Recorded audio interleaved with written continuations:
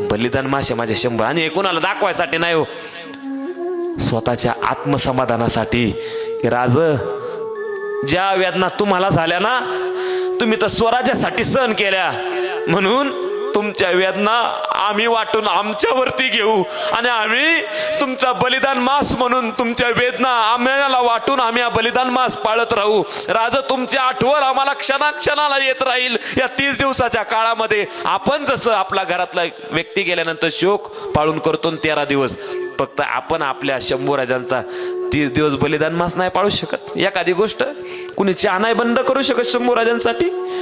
रोज पिताना आठवणीणार, आज नाही प्यायचा का, बलिदान मासे राजांचा आठवणीन.